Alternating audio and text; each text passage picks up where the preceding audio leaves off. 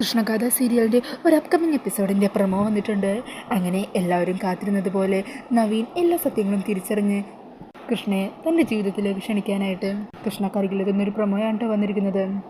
സിതാരയുടെ ഭൂതകാലമെല്ലാം മനസ്സിലാക്കിയ ഗാഥയാണെങ്കിൽ ഇനി ഞാനായിട്ട് അമ്മക്കൊരു വിഷമവും തരില്ലെന്നും മമ്മി ആഗ്രഹിക്കുന്നത് പോലെ നവീൻ്റെ ഭാര്യയായിട്ട് ഞാൻ ജീവിക്കുമെന്നൊക്കെ വാക്ക് കൊടുത്തിട്ട് ഗാഥ തിരികെ കളരിക്കിലേക്ക് പുതിയൊരാളായിട്ട് എത്തുവാണ്. അങ്ങനെ ഗാഥയുടെ ആ മാറ്റമൊക്കെ കാണുന്നതും നവീനും സുമിത്രക്കൊക്കെ സന്തോഷമാകുന്നുണ്ട് കേട്ടോ. എന്നാൽ എത്രയൊക്കെ മാറാൻ ശ്രമിച്ചാലും ഗാഥക്ക് തൻ്റെ യഥാർത്ഥ സ്വഭാവത്തിലേക്കാണ് തിരിച്ചു വരേണ്ടി വരുവാണ്. ചില സംഭവങ്ങളൊക്കെ കേൾക്കുകയും കാണുകയും ചെയ്യുമ്പോൾ ഗാഥ വല്ലാതെ പൊട്ടിത്തെറിക്കുകയും നവീനോടും വീട്ടുകാരോടും ഒക്കെ ചൂടാകുകയും ഒക്കെ ചെയ്യുന്നുണ്ട്. അങ്ങനെ ഗാഥയുടെ പെരുമാറ്റത്തിൽ നവീൻ വല്ലാതെ ഡിസ്റ്റർബ് ആകുവാണ്. നവീനെ കൊണ്ട് സഹിക്കാൻ പറ്റുന്നതിനപ്പുറം അവർക്കിടയിലുള്ള വഴക്ക് മുൻപോട്ട് പൊയ്ക്കൊണ്ടിരിക്കുകയാണ്. ഇതേസമയം ഒരു ദിവസം മുത്തശ്ശി നന്ദനും ഇതിനെക്കുറിച്ച് സംസാരിച്ചുകൊണ്ടിരിക്കുമായിരിക്കും. മുത്തശ്ശി നന്ദനോട് പറയണേ, നന്ദ, ഗാഥയും നവീനും തമ്മിലുള്ള പ്രശ്നം കൂടുതലും വലുതായിക്കൊണ്ടിരിക്കുകയാണ്.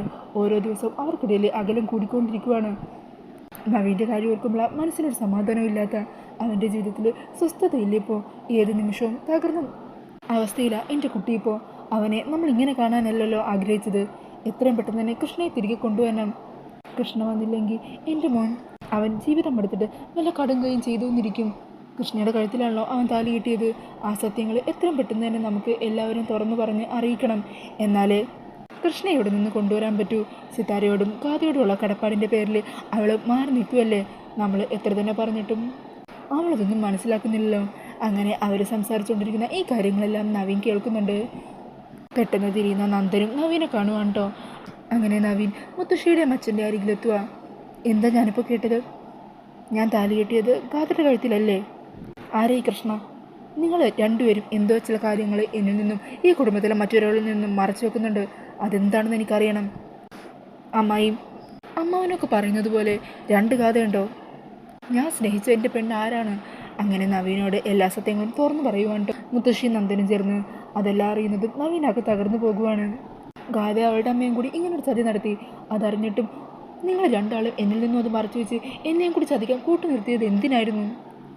അപ്പോൾ ഞാൻ താലി കിട്ടിയതും ഇഷ്ടപ്പെട്ടതൊന്നും ഗാഥയായിരുന്നില്ല അല്ലേ? അവളുടെ അതേ രൂപയുള്ള കൃഷ്ണയായിരുന്നു. അവളുടെ ആ നിഷ്കളങ്കമായ സംസാരവും നന്മയും ഒക്കെയാണ് ഞാൻ സ്നേഹിച്ചത്. മോനെ, ഇക്കാര്യങ്ങളൊക്കെ നിന്നോട് പറയാൻ പലതവണ ഞങ്ങൾ വിചാരിച്ചതാ. പക്ഷേ ഇതറിഞ്ഞാൽ നീ ഞങ്ങളോട് എങ്ങനെ പ്രതികരിക്കുമെന്നറിയില്ല. സിദ്ധനൊരു കാര്യം ഉറപ്പിച്ച് പറഞ്ഞതാ. നിൻ്റെ ജീവിതത്തിൽ ഒരു പെണ്ണുണ്ടെങ്കിൽ അത് കൃഷ്ണ മാത്രമായിരിക്കും. നിനക്കും കൃഷ്ണക്കും മാത്രമേ ഒന്നിച്ച് ജീവിക്കാൻ പറ്റുള്ളൂ. എൻ്റെ കൃഷ്ണ എവിടെയുള്ളത് മുത്തശ്ശി? എനിക്ക് ഇപ്പം തന്നെ അവളെ കാണണം. അവളെ എനിക്ക് കൂട്ടിക്കൊണ്ടുവരണം. മോനെ. നവീൻ സിതാരയും ഗാഥയും അവരെ ഭീഷണിപ്പെടുത്തിയിരിക്കുകയാണ്. അവരുടെ വാക്ക് ധിക്കരിച്ചുകൊണ്ട് കൃഷ്ണക്കൊന്നും ചെയ്യാൻ പറ്റില്ല. അവർക്ക് ഒരു ശല്യമാവാതിരിക്കാൻ വേണ്ടി സിതാരയും ഗാഥയും കൂടി ചേർന്നിട്ട് കൃഷ്ണനെയും അവളുടെ അമ്മയെ തങ്കത്തിനെയും ഈ നാട് തന്നെ കടത്തിയിരിക്കുക. അവരിപ്പോൾ എവിടെയാണെന്ന് എനിക്കറിയില്ല മോനെ. എൻ്റെ കൃഷ്ണ എവിടെയാണെങ്കിലും ഞാൻ കണ്ടെത്തിയിരിക്കും. ഒന്നും അറിയാതെ ഇത്ര നാൾ ഞാൻ കാത്തിരുന്നില്ലേ? ഇനി എന്നെ കൊണ്ടാവില്ല. ഞാൻ ഇപ്പം തന്നെ പോകുക എൻ്റെ കൃഷ്ണയെ കണ്ടെത്താൻ. അങ്ങനെ നവീൻ നേരെ ചെല്ലുന്നത് ഗോപാലിൻ്റെ വീട്ടിലേക്കായിരിക്കും. അവിടെ ഗോപാലിനോടും സുനന്ദയോടും കാര്യങ്ങളൊക്കെ അന്വേഷിക്കുവാണ്. എവിടെയുണ്ട് ഞാൻ താലി കെട്ടിയ പെണ്ണ്? എനിക്ക് അവളെ ഇപ്പോൾ തന്നെ കാണണം. അന്നേരം ഗോപാൽ ചോദിക്കണേ, മോനെന്താ ഇവിടെ വന്നിങ്ങനെ ചോദിക്കുന്നത്? ഗാഥ മോൻ്റെ വീട്ടിൽ തന്നെയല്ലേ ഉള്ളത്? ഗാഥയല്ല ഞാൻ ചോദിച്ചത്, കൃഷ്ണേനെയാണ്. കൃഷ്ണയുടെ കഴുത്തിലല്ലേ ഞാൻ താലി കെട്ടിയത്? നവീൻ്റെ ആ ചോദ്യം കേൾക്കുന്നതും ഞെട്ടലോട് കൂടി നിൽക്കുവാണ് കേട്ടോ ഗോപാലിനും സുനന്ദയൊക്കെ. അങ്ങനെ നവീൻ്റെ സത്യങ്ങളെല്ലാം മനസ്സിലാക്കിയെന്ന് തിരിച്ചറിയുവാണ് അവർ. കൃഷ്ണ എവിടെയാണെന്ന് നിങ്ങൾക്കറിയാം. അവൾ എവിടെയാണെന്നുള്ളതെന്ന് പറയാതെ ഞാൻ ഇവിടുന്ന് പോകില്ല എന്ന് പറഞ്ഞ് നവീൻ വാശി പിടിക്കുവാണ്. അങ്ങനെ അവസാനം നവീനോട് സത്യങ്ങളെല്ലാം വെളിപ്പെടുത്തുവാണ് കേട്ടോ ഗോപാലൻ. അതെല്ലാം കേട്ടതും സന്തോഷത്തോടെ കൃഷ്ണയുടെ അരികിലേക്ക് ഓടി ചെല്ലുവാണ് നവീൻ. അങ്ങനെ അവിടെ ചെല്ലുന്നതും അമ്പലത്തിൻ്റെ പരിസരത്ത് വെച്ച് ലോട്ടറിയൊക്കെ വിറ്റുകൊണ്ട് നിൽക്കുന്ന കൃഷ്ണനെ നവീൻ കാണുവാണ്. നവീൻ അങ്ങനെ കൃഷ്ണയുടെ അരികിലേക്ക് ചെല്ലുക. ഈ സമയം അങ്ങോട്ടേക്ക് വരുന്ന നവീനെ കാണുന്നതും കൃഷ്ണ അങ്ങ് ഷോക്കാക്കുവാണ്. നവീൻ എങ്ങനെ ഇവിടെ എത്തി? അങ്ങനെ പറഞ്ഞ് കൃഷ്ണ അവിടെ നിന്ന് വേഗം ഓടിപ്പോകാൻ തുടങ്ങുമായിരിക്കും. എന്നാൽ നവീൻ വിടുന്നില്ല കേട്ടോ.